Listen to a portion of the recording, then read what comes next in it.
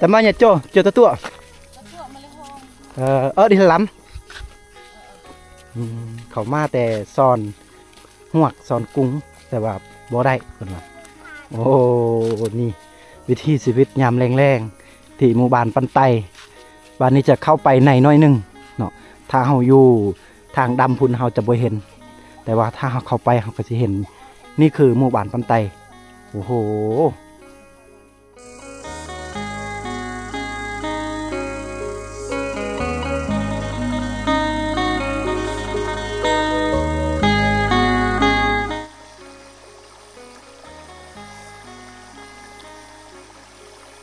สบายดีทุกคนสบายดีพ่อแม่พี่น้องที่เคารพและหักแพงในคลิปนี้ผมอยู่ที่หมู่บ้านปันไตเมืองสมุยแขวงสารวันบ้านปันไตนี้จะเป็นส้นเผ่าหมู่บ้านแห่งนี้อาชีพของเขาเจ้าแมนเฮ็ดนาเพราะว่าหมู่บ้านแห่งนี้มีน้ำที่อุดมสมบูรณ์ไหลบกขาดทรายชาวบ้านก็เลยพากันเฮ็ดนาและก็เฮ็ดให้นาของเขาเจ้าเขียวขจีอ้อมหอบในหมู่บ้านแห่งนี้จะมีป่าไม้ที่อุดมสมบูรณ์เราจะมายามช่วงแรงๆเราจะได้เห็นวิวทิวทัศน์ตะเวนตกดินงามน้ำไหลบ่ขาดทรายน้ำใสๆสวยๆเย็นๆแบบนี้ทุกคนหาเบิ่งอย่างแล้วชนบทแบบนี้นี่คือหมู่บ้านปันไตเมืองสมุยแขวงสารวันเป็นชนเผ่าปะโกะหรือเอิ้นว่าชนเผ่ากระโดกก็ได้ผมอยากนำเสนอหมู่บ้านแห่งนี้ทุกคนผมเห็นเฮือนนี้เฮือนงามเนาะจะเป็นเฮือนที่สมัยแต่กี้ทุกคนสมัยปู่ย่าตายายโอ้โหน่าจะเย็นคักแห้งเนาะเดี๋ยวเราจะเลาะในหมู่บ้านเพิ่นเนาะแต่ว่าในเราจะเปิดคลิปแล้วก็เบิ่งอันนี้แหละวิถีชีวิตเลยว่าเป็นเฮือนชนเผ่าเนาะหาเบิ่งยากแล้วทุกคนทุกอย่างก็เจ้าจะบ่ใส่ตะปูก็เจ้าจะใส่เป็นลวดลายก็เจ้าบ่แม่นลวดอีหยังว่าวายบ่แม่นลวดวายอันนี้คือวายที่เพิ่นเฮ็ดเพิ่นมัดแล้วก็เพิ่นก็สิสานแบบซับเอาไม้พุงบ่หรือว่าไม้ไผ่อ๋อสบายดี ดุงแม่มาอ๋อ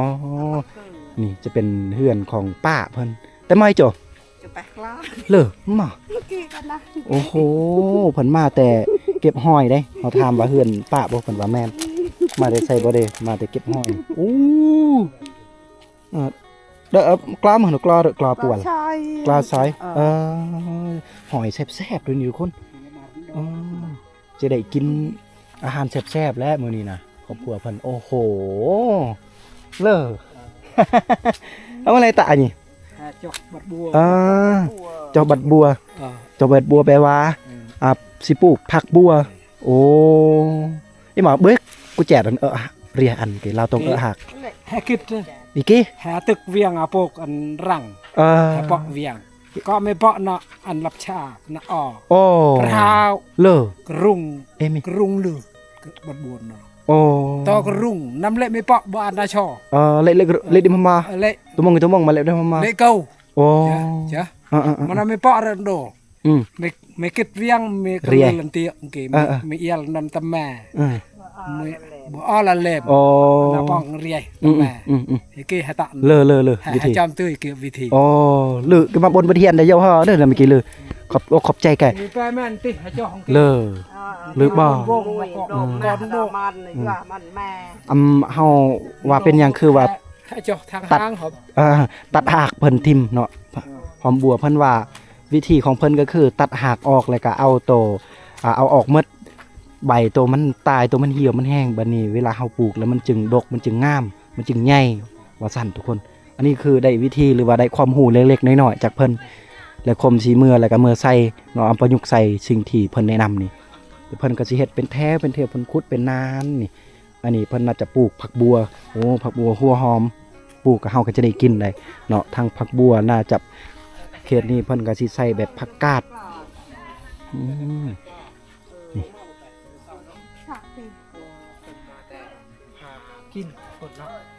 นกอีป้อกลางแห่ดอกเลย อ๋อเสะกูมอแก Cek kuma ngai plo, be ba. ใกล้ใกล้อ่ะยอ โอ้3 ปีแล้วดนแต่ว่าถ้าว่าพ่อเพิ่นว่าถ้าว่าเฮาดังไฟคักๆแน่อยู่ในนี่เนาะเฮาก่อไฟบ่แม่นว่าก่อแบบอันนั้นได้ก็คือเตาไฟเพิ่นนี่นะถ้าว่าเฮาดุก่อไฟยามกลางค่ำกลางคืนยามหนาว ยามหนาวนี่ก็สิเฮ็ดให้ทนเนาะโอ้อันนี้คือข้างในเฮือนเพิ่นก็สิเฮ็ดนี่เกี่ยงเบิดเลยนี่จะเป็นไม้พุงบุ้งเนาะเลยอ๋อตัวเพิ่นปูนู่นก็จะเป็นไม้พุงได้ทุกอย่างคือเฮือนสมัยโบราณทุกอย่างคือเฮือนสมัยปู่สมัยย่าสมัยยะยอพ่อแม่ตะกี้ทุกคนบอนกลา โลกันนะกี่กลา เชนะทับอัดดุงเนาะเชนะ บ้านน่ะยัง โอ้นึงบาดนะโดนลังแกก่อนน้ำมันเจ้าต้นมันเนี่ยไอ้กี่อะโอ้เฮาทามาจักคนเลยอาศัยชีวิตในเฮือนหลังนี้เพิ่นว่ามีแต่2 เท่าเนาะลูกหลานเล่นร้อนเพิ่นไปใส่เพิ่นว่าบ่มีลูกเนาะมีลูกชายยังแต่2 คนเขาเนาะเขาอยู่ในเฮือนหลังนี้คือข่มเว้าแหละทุกอย่างนี่บ่ว่าจะเป็นตัวนี้ขึ้นคือสมัยตะกี้เลยทางเทิงที่เพิ่นเฮ็ดนี่นะตัวนี้เพิ่นก็สิเก็บเครื่องเก็บของเก็บอีหยังหลายๆอย่างได้ของตารางก็คือฟืนดนฟืนนี่เอาสังเกตได้เนาะนี่เพิ่นก็น่าจะใส่ไม้มีดผ่าไม้ตัวนี้เนาะตัดดีๆก็สิบ่ใส่แบบจักอีหยังบ่มีนี่แหละโอ้โหเอาอันนี้คือหมู่บ้านปันไตนั่นเองทุกคนเนาะที่เฮือนซานบ้านแฟนที่เราเห็นงามๆอยู่นี่แล้วก็ลงมาทางพี่ก็ตะดื่มนกกระทิน้องตัวนี้จะเป็นส่วนเพิ่นอีกได้แต่ว่า6ไว้นี่เพิ่นนักกำลังสีเฮ็ดใหม่ๆนี่ตัวนี้จะเป็นทางนานี้เราเข้าเสาบ้านเพิ่นลงมาทางพี่จะเป็นน้ำห้วยเนาะน้ำห้วยที่เพิ่นใช้ชีวิตอยู่ในหมู่บ้านแห่งนี้ทุกคนโอ้โหเขียวๆงามๆเลยแต่ว่าน้ำมันสิคุณแน่เพราะว่าเนื่องจากว่าชาวบ้านเพิ่นเอาปลาทางเทิงนี่สุดยอดทุกคนเอาเดี๋ยวจะมาเอาสิเข้าไปในอีกได้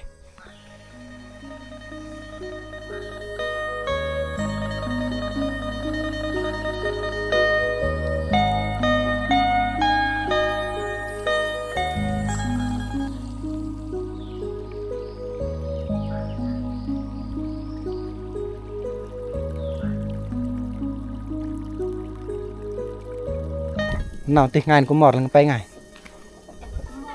cũng mọt đấyนี่cũng bay ngài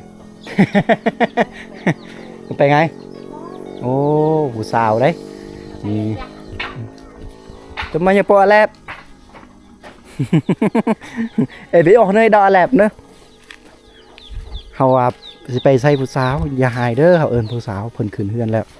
ทีละกลางให้ตรงอัตดุงแกเหมาะมาแต่เซาะแกแลบเอาไว้ นี่เฮาว่าตามภาษากะโดเอิ้นว่าถ้าอยู่บ้านเฮาจะเอิ้นแบบน้องถ้าอยู่ห้วยคลองของบึงก็สิเอิ้นผู้สาวว่าซั่นอันนี้สิเป็นคำศัพท์ที่บ่าวสาวเพิ่นมักใส่เกียงดีได้ตอนหน้าบ้านเพิ่นนี่โอ้เพิ่นปัดเพิ่นอนามัยแล้วอยู่กองตารางเขื่อนเพิ่นนี่เกียงได้ดีเลยผมมาก็เข้าครั้งแรกคือกันในหมู่บ้านแห่งนี้ก็บ่เคยเข้าบ่าวโนดเพิ่นเคยเข้าเทื่อนึงแหละแต่ว่าในเทื่อนี้คมแล้วก็พร้อมด้วยทีมงานก็เข้าครั้งแรกบรรยากาศเริ่มตะเวนตกดินเนาะเริ่มบรรยากาศก็บ่ได้ปานใดแหละเนาะอยากมืดลงแหละก็เย็นแน่เนาะเวลาเฮาออกทริปบ่เนาะออกมาลินมาเที่ยวจังซี่ก็สิเย็นแน่จักหน่อยทุกคนตำมันบายอ๋อตำมาบายเอามาจั่วหอยที่เพิ่นได้เมื่อกี้เพิ่นก็สิแส่ก่อนให้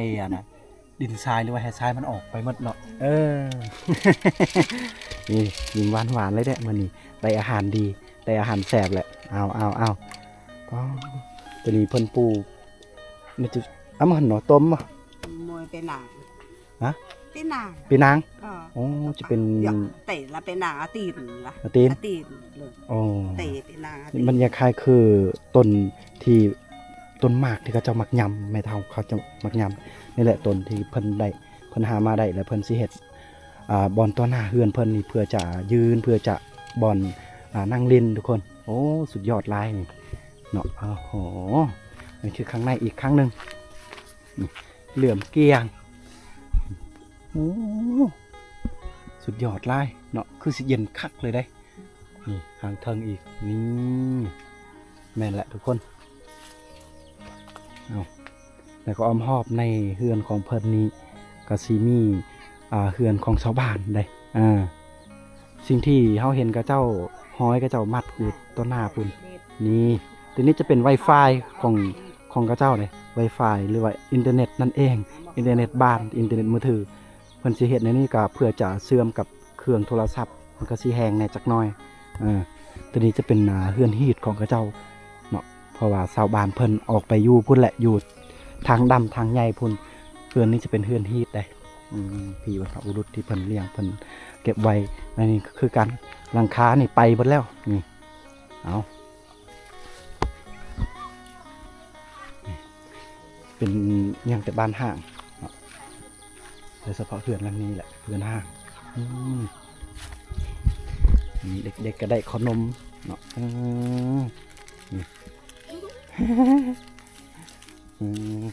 ได้ขนมมาจากที่งานเพิ่นให้เมื่อกี้นี่โอ้โหผุ่น Wi-Fi ที่ชาวบ้านเพิ่นมัดเนาะไปฮอดต้นไม้พูดบักชุงๆทุกคนพัดเวลาเน็ตเวลาเติมเน็ตนะถ้ามันเบิดนี่ก็ต้องได้แกะออกได้ได้ก็แกะออกแล้วก็เพราะว่ามันมีซิมเพิ่นเสียบใส่หันแกะออกแล้วก็เติมแล้วก็หลังจากนั้นก็ใส่คือเก่าเพิ่นสิขึ้นลงๆนั่นแหละไปเก็บซิมมันเฮ็ดในนี้ก็เพื่ออินเทอร์เน็ตเพิ่นจะใช้เร็วเนาะสัญญาณเพิ่นเร็วกว่าเนื่องจากว่าบ้านเพิ่นมันก็สิอยู่ต่ำเนาะต่ำๆจังซี่ทุกคนทางพุ่นก็สิมีแต่ภูสูงเนาะนี่ทางหลังของหมู่บ้านเพิ่นก็มีแต่ภูสูงแล้วก็บ้านเพิ่นก็อยู่ต่ำๆแน่แล้วก็อินเทอร์เน็ตมันก็สิช้าเพิ่นอยากได้ให้มันทันใจก็คือข่มเว้าล่ะเพิ่นเฮ็ดตะเวนกำลังตกดินพอดีสุดยอดสุดยอดแฮงแล้วก็ทางนี้ก็สิมีหน้าของชาวบ้านเพิ่นได้นี่นาน่าจะทำแมนหลังคานี่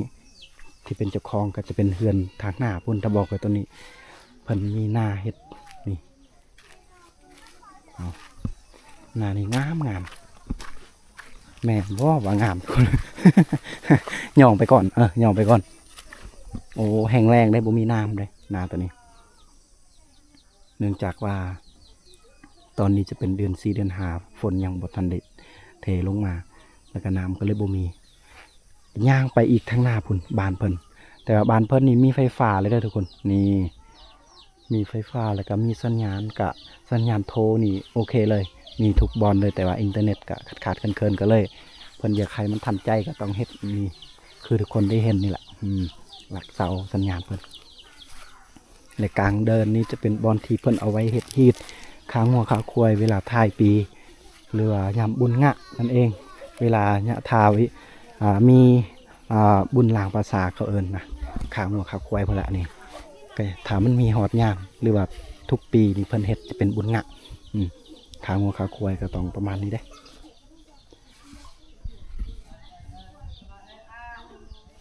บอนนี้ก็เจ้าเอาไว้เดินบานหรือว่าเดินกระต่อนั่นเองจะเป็นเดินของชาวบ้านเวลายามตอนแรงเนาะตอนแรงเพิ่นก็สิเล่นกีฬาบอนนี้แหละเนาะความสามัคคีของชาวบ้านเพิ่นก็สิมีเดินบานโอ้สุดยอดเลยเนาะนี่บอกว่าจะเป็นเฮือนแต่ล่างทางเทิงพุ่นจะผู้ที่มักฮักเรื่องด้านกีฬาเพิ่นก็สิมีบอนนี้แหละโอ้สุดยอดเนาะเดินกว้างทงเพียงเลยได้อันนี้มันเกิดมาเองเดินแบบนี้นะทุกคนโอ้สุดยอดลาย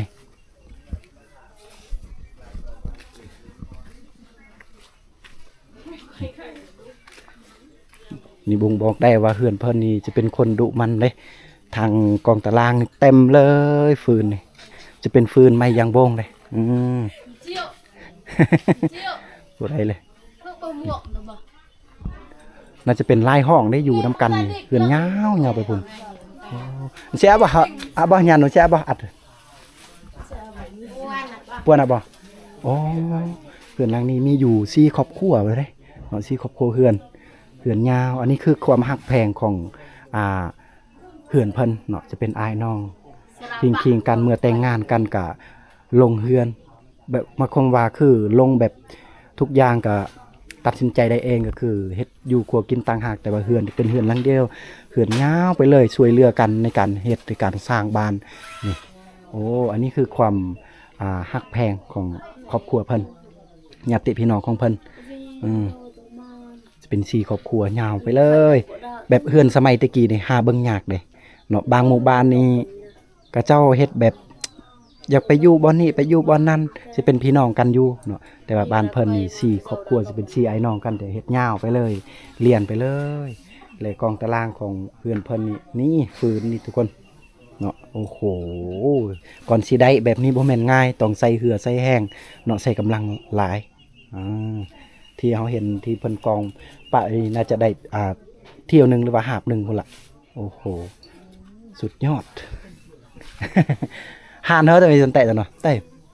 โอ้อันนี้จะเป็นหานสะดวกซื้อในหมู่บ้านเพิ่นเนาะทั้งอยู่เมืองก็มีหานแต่ว่าบางทีบางคนก็อยากซื้อของจำเป็นเวลาแขกคนมากทันหันเพิ่นก็มีหานบริการแบบสะดวกซื้ออ้าวสมเสยบ้านเพิ่นทุกคนสุดยอดหลายอันนี้เฮือนใหญ่เลยเฮือนใหม่เลยเฮือนใหญ่เฮือนสูงจะเป็นเฮือนที่ต้อนรับแขกคนเวลาพี่น้องมาเยี่ยมมายามตามข่าวเนาะมันพักพรนี่แหละหลังจากนั้นก็จะเป็นเฮือนครัวเฮ็ดอยู่ครัวกินตัวนี้เอาประมาณนี้แหละ4ครอบครัวจะเป็นพี่น้องกันอยู่นำกันอยู่นี่ทางนี้ก็มีห้องน้ำเพิ่นได้และอ้อมรอบบ้านเพิ่นก็จะมีธรรมศาสตร์ที่อุดมสมบูรณ์คือคมได้เว้าได้อธิบายตั้งแต่ตอนต้นเพิ่นแหละมีแต่เฮือนยาวๆได้บ้านเพิ่นได้เนาะอันนี้ก็เฮือนใหญ่นี่พิลึกเลยทุกคนยาวไปอย่างสี่เลยหาเบิ่งยากแล้วเฮือนคู่มือแบบนี้นะส่วนลายคือข่มเว้าแบบเฮือนน้อยๆตังไปอยู่บ่อนนี้ไปอยู่บ่อนนั่นลงครอบครัวไปอยู่บ้านอื่นนะสุดยอดแฮงเสกุมาเย็นเนาะไกลไหมอ๋อเสกุมาบนแปลกุมาอยู่ตะมุกมาตะดีโอ้อันนี้อายุปีปลายเพื่อแหละจะเป็นลูกของเอื้อยผู้นี้โอ้โหลูกชายใบมะลำนะบนอะไรห้าก็ได้ลูกชายผู้เดียวนี่แหละเอานี่ลูกกกซ้ำโอ้แต่แพงเลยทางนี้จะเป็นกระสอบที่เพิ่นเก็บหินเพื่อจะก่อเฮือนหรือว่าจะสร้างอันใดอันนึงที่อยากได้ แก้มให้เราเก็บเนาะแก้มมานี่โอ้เพิ่นสิเฮ็ดห้องน้ำหรือว่าสิเฮ็ดอันใดก็ได้ที่ต้องการแห่ต้องการทรายแต่ว่าเพิ่นเก็บไว้โอ้บ่จำเป็นต้องซื้อนะทุกคนใส่แห้งลายก็สิได้แบบนี้แหละถ้าซื้อนี่หมดเงินจักเท่าใดล้านได้นี่เนาะสุดยอดตอนนี้คือทีมงานของพวกเฮาได้ออกมาเบิ่งบ่อนที่ทาน้ำชาวบ้านเพิ่นเอาหรือว่าชาวบ้านเพิ่นไปเก็บแห่เนาะที่เฮาเห็นหินน้อยๆเพื่อจะสร้างบ้านเพื่อจะผสมกับปูนอยู่นี่ได้โอ้โหธรรมศาสตร์บ้านเพิ่นนี่เน้นเรื่องธรรมศาสตร์โอ้โหทุกคนแต่ก็มาทางนี้ก็สิมีเข้าโอ้ยกำลังเขียวๆงามๆแต่ว่ากำลังออกมาได้นี่เนี่ยโอ้สุดยอดเข้าเพิ่นนี่เดือน5หรือเดือน6นี่จะได้เก็บเกี่ยวแล้วโอ้ทางเทิงพุ่นธรรมศาสตร์สุดยอดทุกคนเอ้ยนี่ละความสุขของคนเฮาสิได้ยินเสียงเขียดห้องออดแอดนี่ป้าโธถือว่าสุดยอดหลายบ้านเพิ่นงามเนาะนี่ถามพุ่นกาตาเวนกำลังตกดินพอดีแต่ว่าไฟข้างในก็จะเป็นบ้านของเขาได้ที่เฮาเลาะเมื่อกี้นี่แต่ว่าเฮาออกมาน้อยนึงกะบ่มีอย่างหลากหลายที่เฮาได้เห็น แต่สิ่งที่เฮาเห็นในบ้านนี้ก็ธรรมชาติที่อุดมสมบูรณ์หาเบิ่งยากและก็สิมีเฮือนเก่าแก่โบราณสมัยแต่ปู่สมัยย่าของคมแตะกี้ตอนนี้คมยังเห็นอยู่แล้วก็บ้านเพิ่นนี่ประมาณ50หรือ60ครอบครัวเฮือนก็สิมีเฮือนหลังใหญ่ก็สิมีเฮือนน้อยแล้วก็สิมีบางครอบครัวแต่อาศัยอยู่ด้วยกันเฮือนหลังเดียวเนาะอันนี้คือเฮายังเห็นความฮักในหมู่บ้านเพิ่นแล้วก็อ้อมรอบบ้านเพิ่นก็สิมีน้ำห้วยไหลใส่สวยจะมี2สายไปเลยเนาะอันนี้คือเฮาได้เห็นได้สัมผัสแล้วก็อ้อมรอบมันก็สิมีต้นไม้ใบหญ้าเขียวๆงามๆโอเคทุกคนก็เว้าหลายทุกคนก็สิเห็นสรุปรวมได้อยู่ในหมู่บ้านของเพิ่นก็บ่มีหยังหลากหลายขออวยพรทุกคนที่ได้รับได้ชมได้เบิ่งได้เห็นในคลิปนี้ก็ขอทุกคนอยู่ดีมีแรงเดินทางไปไสมาไสก็ขอให้ปลอดภัยขอให้ร่ำให้รวยทุกคนเลยขอขอบอกขอบใจพบวิดีโอถัดไปที่เราจะไปนำกันทุกคนสบายดีทุกคน